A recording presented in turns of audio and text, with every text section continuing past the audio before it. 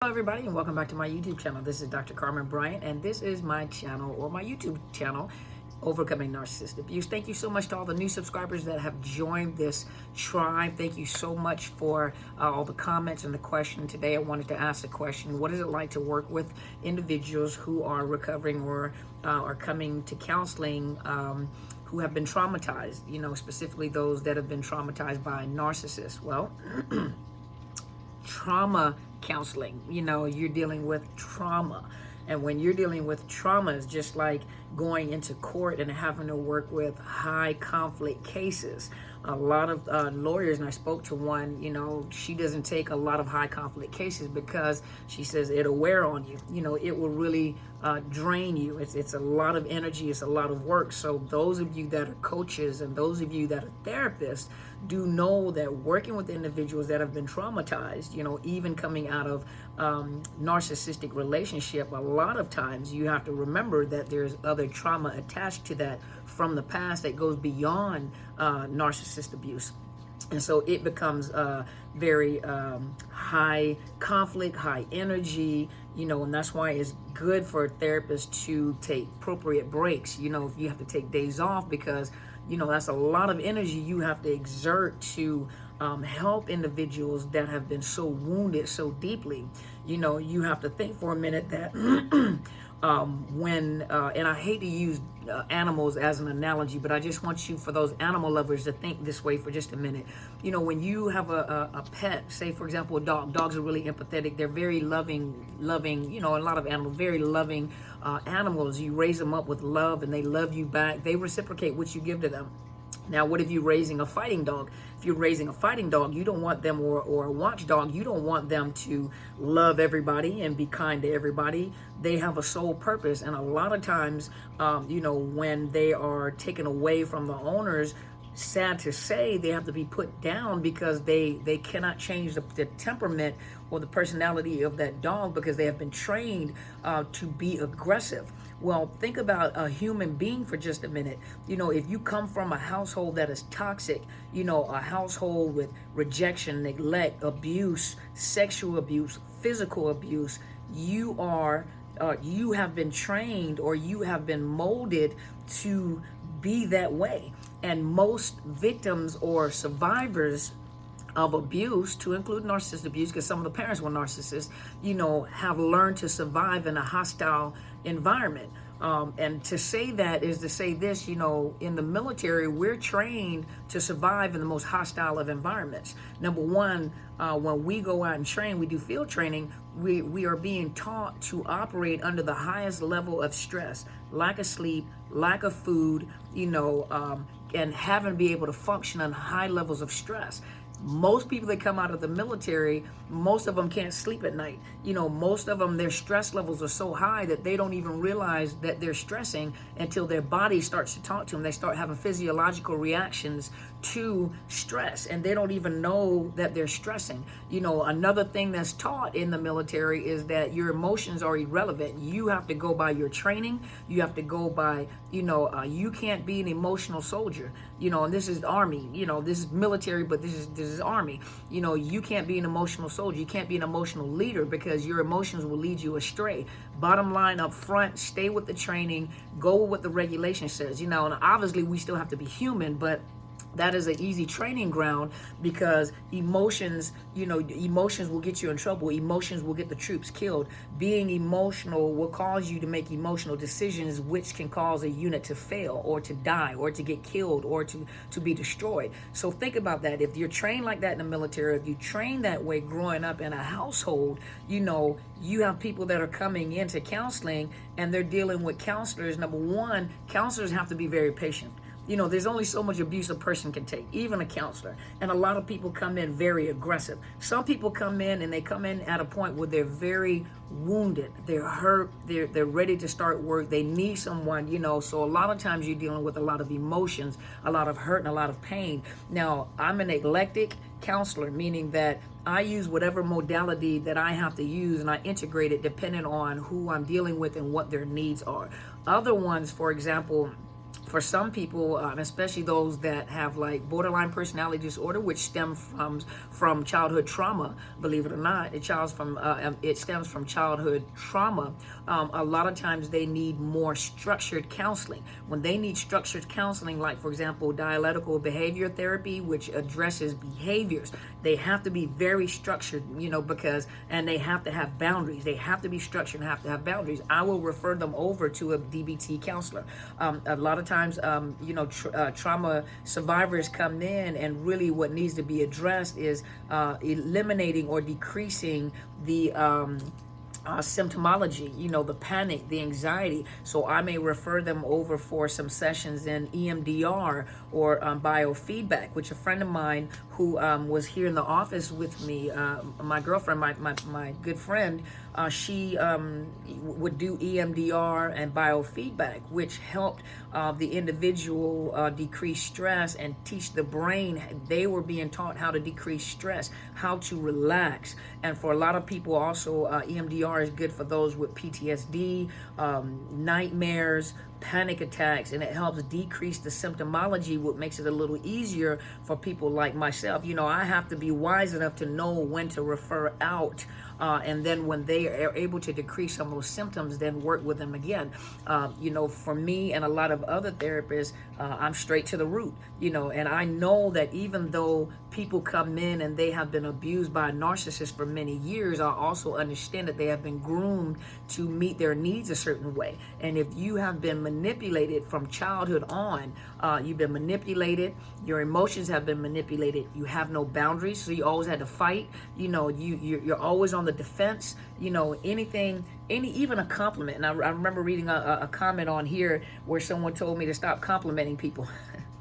Well, if you want me to call you an ignorant survivor, then I can do that too. But what is that going to benefit anybody that's watching? But they told me to stop complimenting, and that's the same thing that the narcissist does. Yeah, because the narcissist took what we use to help people and they perverted it, and so that person was suffering because of the fact that narcissist had taken something good and perverted something good. And so, but that right there is evidence. You see what I'm talking about? That, they're triggered. So people come into counseling and they're triggered. And when you begin to open up doors that they didn't even know still existed, it's like peeling an onion, but opening doors that they didn't even know was interrelated to the trauma that they have experienced.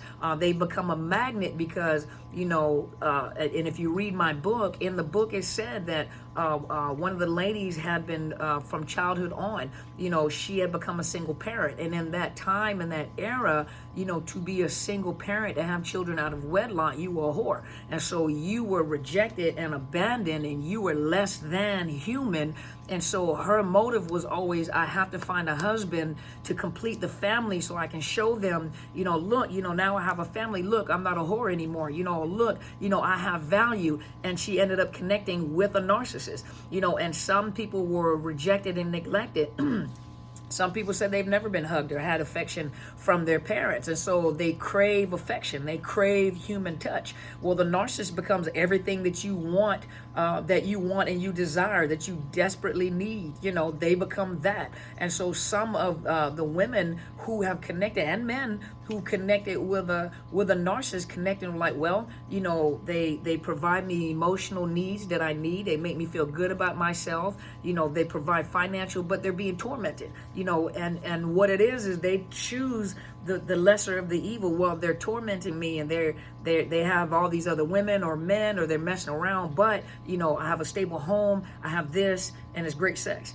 So it's almost like I'm gonna take the worst of the worst. I'm gonna take the bad of the worst, and so, but a lot of times victims of or survivors of abuse, narcissistic abuse or abuse in general, have no value. They've always been made to feel that I have to prove myself to my parents. I have to earn their love. A child shouldn't have to earn a parent's love. That should be unconditional. But we know that when you have toxic or dysfunctional parents, the child is being taught that I have to do what I have to do to earn your love, to prove your love. And that's what a narcissist is. You have to earn my love. You have to prove yourself that you are worthy to be loved by keeping secrets, by letting me do this, by crossing boundaries. We're family. You're supposed to let me do this.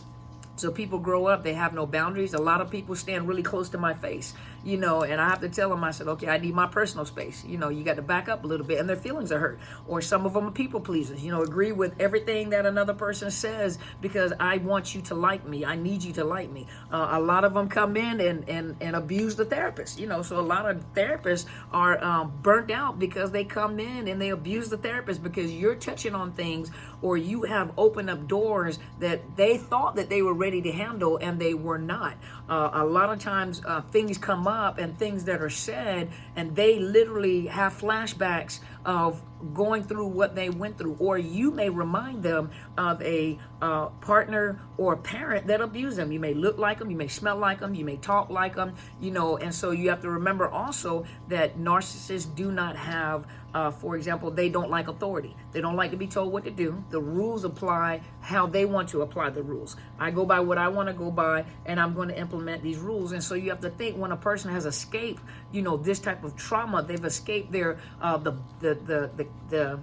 what do we say, the jail, the prison that they've been in with this narcissist, they have this newfound freedom. So sometimes they have a serious problem with people that have a sense of authority, that have boundaries. You know, they've been taught to manipulate too. You know, a narcissist manipulates to get what they want. So a child growing up in a home where they've always been manipulated, or you've been in a relationship where you have always been manipulated, a lot of people come out of these relationships, and that's why you question, am I the narcissist? Because you have the traits of the narcissist. You have learned to survive by picking up on what they do. And so you know, remember, you grew up in a household like that, you've been in a relationship like that, and what you've done is you have picked up some traits. You have picked up some ways and thought patterns and behavior patterns of the narcissist in order to get your needs met. I have this conversation with someone else. You know, when you've been in a domestic violent relationship, a lot of times in that cycle of abuse, you know, it's the honeymoon phase, then you have the tension building phase, then you have the blow up, then you have the honeymoon phase. Some people try to force the blow up phase because they know during the honeymoon phase they can get everything that they need. They can get their needs met. Can I have some money to buy groceries? I need some money to buy the kids some clothes. Can I get some money to buy some food? You know, in that short window, they know how to manipulate. They manipulate the blow up, and then the honeymoon phase, they know how to manipulate. You know, you're the most wonderful person I've ever met, in order to get their needs met. Well, some of those things don't go away. When you have learned to live like that, you've learned to live like that even in a place of therapy. You learn to manipulate. And a lot of times when the therapist hits things and it opens up doors and you start having triggers, what do? You're on the defense. So you want to fight the therapist because they remind you of the person that hurt them. They come up with all sorts of excuses because they don't know how to articulate their needs. This is very painful. You know, I feel triggered. You know, this is what I'm feeling. Instead of allowing the therapist to help them work through that and to provide them, a lot of times they go and say, this is an awful therapist, and you did this, and you did this, you did this, because that's the way that they've been taught. That's the way that they have been taught to live all their life. You know, so what do you expect? So, you know, I bring an encouragement to a lot of you coaches and a lot of you therapists. And then for those of you that are seeking counseling, be prepared. You get a good counselor, you will be triggered because they're trying to get to the root of the problem. They're trying to help you through the process. You know, a lot of people are not, you know, you come in with the narcissist abuse and the after effects of what have happened, but there is some long roots, some long tree limbs of other stuff that has caused you to be in the situation that you were in unknowingly, you know, ignorantly, meaning with lack of knowledge. Not that you're stupid, lack knowledge, you know. And there's a lot of I was distracted. I'm sorry, you guys. I have people at the window, so I just see someone right there at the window. Very distractive. I am so sorry, but you guys are being triggered. And so a lot of times you're going to be triggered by a good therapist. You know, I'm not saying that a therapist should take advantage of you, because there are narcissistic therapists out there. But what I'm saying is that when you go into trauma work, or when you go in to work with a therapist, a lot of people don't stay with me. A lot of them don't. A lot of you have come from YouTube. A lot of you have come from, you know, oh, I got to go talk to her. But when you find out that sometimes you are also responsible for a lot of your behaviors, and come to find out some of the people people that are responsible, that have to be responsible for the behavior, actually have narcissism. You know, they don't have all 9 traits, but they also have narcissistic personality disorder. So the people that come, you know, usually they can't manipulate the therapist. They can't force the therapist to think their way.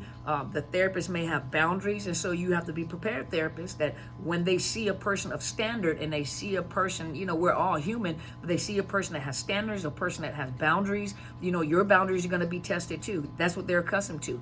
If you don't agree with them, you have to be prepared that they'll fight you, you know, because this is what they're accustomed to. That is their whole world. That's all they know, fighting and you know, anger and bitterness. And it's and a lot of times, and I'm going to use this as an example to my LGBTQ community. One of the things that when I was in my graduate work for my master's degree, we had, those of you that know what PFLAG is, it is parents of lesbian and gay, parent is PFLAG, parents and family of lesbian and gay, and I don't remember the rest of it, but it's here in Washington. I don't know if PFLAG is internationally or nationally, I'm not sure, but I know it's here in the state of Washington. It's a support group. And we have speakers that come in, and this is where we were learning about, you know, the stages of coming out. And we had people to come in and talk about their experiences. And one of the things, which is kind of funny because I experienced it myself, and it was kind of funny, you know, when you have been hidden and it was a secret, you know, and you have to hide it because of the abuse that comes along with it, you know, the abuse and the you know, to go into a workplace to be discriminated against, and you don't have the same rights as everybody else because of, you know, who you are and the choices that you make, or whatever, you know, whatever the verbiage, you know, no disrespect, but to come out, some people, when they come out, they go to the extreme. They go to the extreme because they're coming out of this prison, you know, and they're coming out, and I'm gay. You know, and if you don't like that I'm gay, and they become very, you know, what's the word? Very extreme. And I had that experience when they were talking. I had that experience where I had someone to come in. I was a new therapist in the agency that I worked at, and had an individual come in that was having some problems with bipolar symptoms and needed medication. So I had to do the assessment to get them to the med provider to stabilize the mood and get them connected with housing. And so, you know, I was already focused. I'm like, oh, okay, you know. So when they came in, we shook hands. Hi, how are you doing? And they're like, hi, my name is so-and-so, and I'm gay. I'm like, okay. And I'm Carmen, and I'm the therapist. And so I just want you to know that I'm gay. I am so gay, and this is who I am. And if you can't accept who I am, then we don't need to work together. And I had to ask him, like, so are you coming in because you're gay, or are you coming in because you need medications? Well, I'm coming in for medications, and I'm coming in because this is my diagnosis, that I'm gay, and I want you to know. I'm like, so what does that have to do with your diagnosis and medication? You know, I'm heterosexual. Does that bother you? And they were like, no, but I'm just letting you know. So do you see when people come and what he said is that he just recently came out. And so I had to educate him. I was like, so you're on the extreme end, because like the people that came in who it was, I think, parents of those that were in PFLAG, but had children that were murdered for coming out. Children, it was 2 of them whose sons had been murdered because they came out and said that they were gay. And one was a hate crime where the young man was, I think, killed by an automobile, and another one was either strangled or shot. But they didn't do anything wrong. They came out and said that they were gay. And so I disagree with that. You know, I disagree with that type of horror. I mean, why would you kill someone because of how they live or what they think? Isn't that the purpose of being in the United States, to have the freedom? You know, that's what the military fights for, your rights and your freedom. You know, are they hurting you? Did they do something to discriminate against you? Did they do something to hurt you? You know, and so this is, you know, something that I learned. Now, I said all that because even in trauma work, when you have individuals that come out of traumatic events, some of them are coming out, and for the first time, they're free. And so a lot of times they're on the extreme end. You know, nobody tells me what to do, and you sound like you're manipulative, or you know, I don't understand why you don't agree to this, and this is what I say, and this is what I mean. So you have people that are coming out of trauma and this bondage, and they've been hidden all this time where they weren't able to express their feelings. They weren't able to say no. They weren't able to tell people that they were being abused because people mocked them or laughed at them, the flying monkeys that told them that they were crazy. And so to finally come out and say, I'm going to tell you I was abused. And they come out very aggressive because that's all they've ever known. So they're fighting like, I don't care whether you believe me or not. I'm telling you, this is what I went through. So imagine on the other end, they're on their extreme end because they're just coming out, of this secret. They're just coming out. So they're on the extreme end. And so guess who gets the brunt of that extreme behavior? The brunt of that usually is the therapist. And so, the therapist has to be understanding at the process of what they're going through. And sometimes some people don't make it beyond that because they're so traumatized that they can't even deal with the therapist that's trying to work with them, to try to build rapport with them, to try to build trust, because they trust nobody.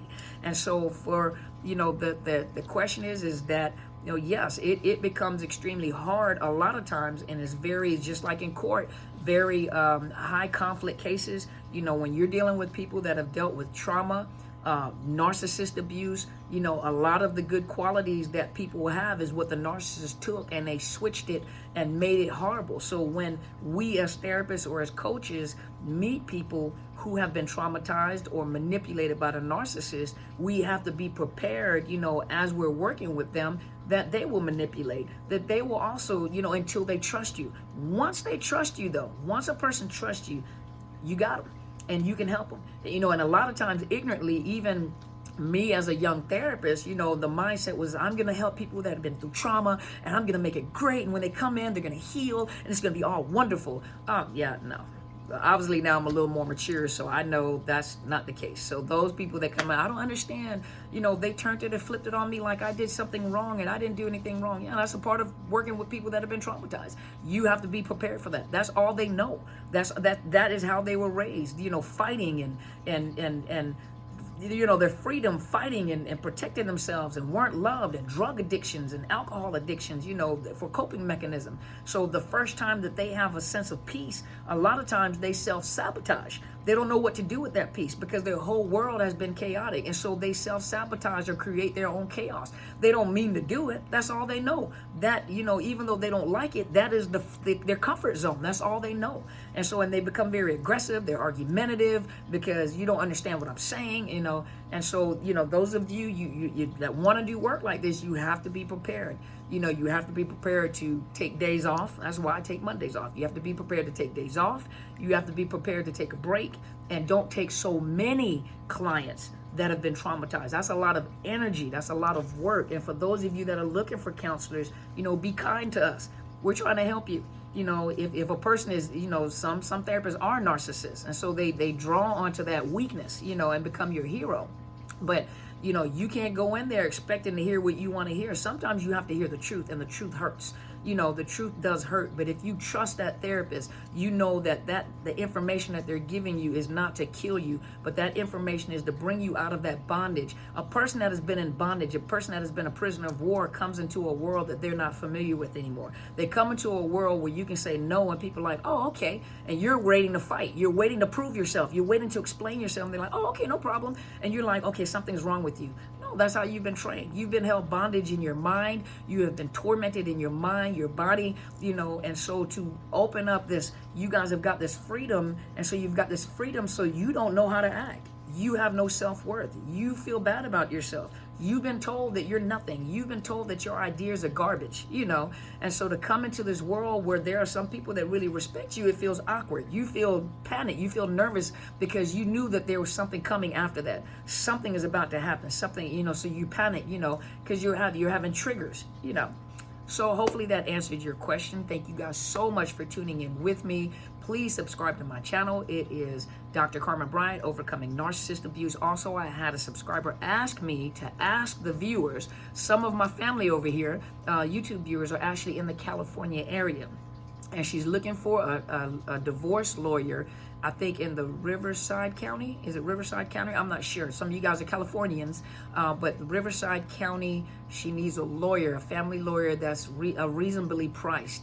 And so if you guys can put some comments down, I will give her that information. From those of you that are in the California area, I will provide that information to her. And thank you guys. I love it when we work as a team. You guys are everywhere, and some of you guys send me some fabulous information. I thank you so much, because you guys really make this team work, and you really help other people, even those people that really are afraid to ask for help. When they email me and they ask, you guys give me information so I can provide them information. So if anybody in the California area, I think it's Riverside County, I think that's the correct place, but she needs a family lawyer, or not, she doesn't have any kids, but she's going through a divorce and she needs a reasonably priced divorce attorney.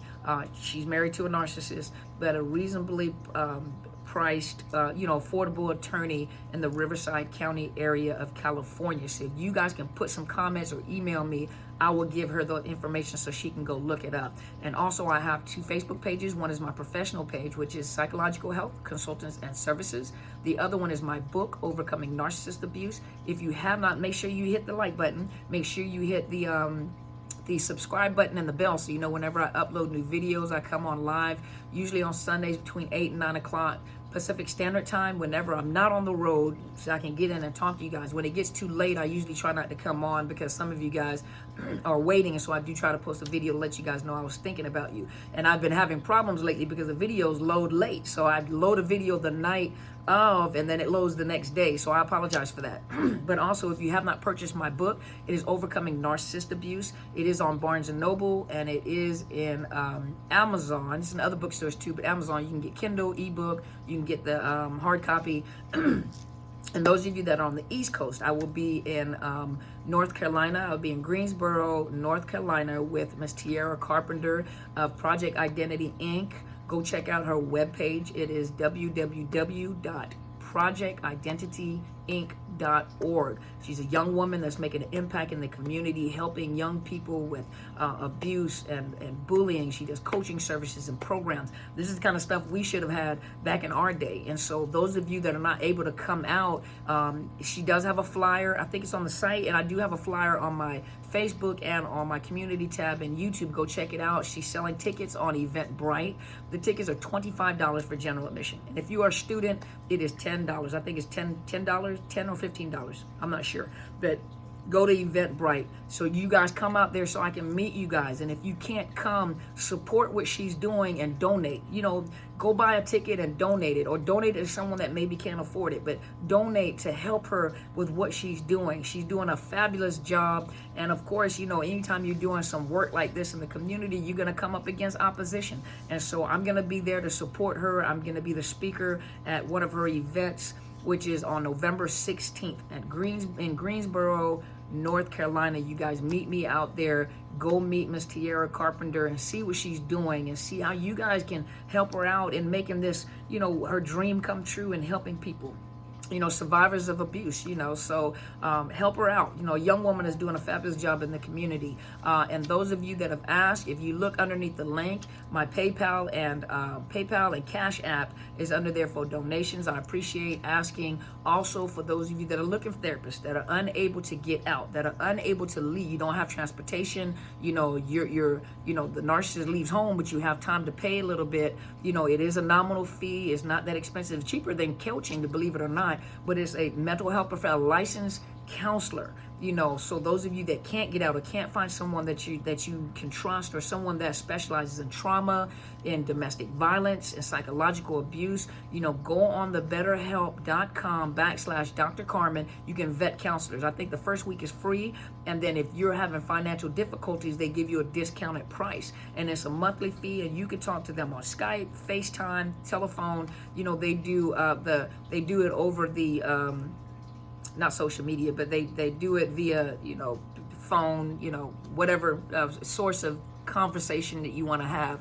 But this is for those of you that really can't get out, or looking for someone, you can't find someone that fits your needs. So go and check that out, and get a counselor. Some of you need counselors and not coaches, because you're dealing with post-traumatic stress. You're dealing with some really deep ingrained, rooted. If you need a coach, the coach is going to help coach you into the direction. It's like a football coach, a basketball coach.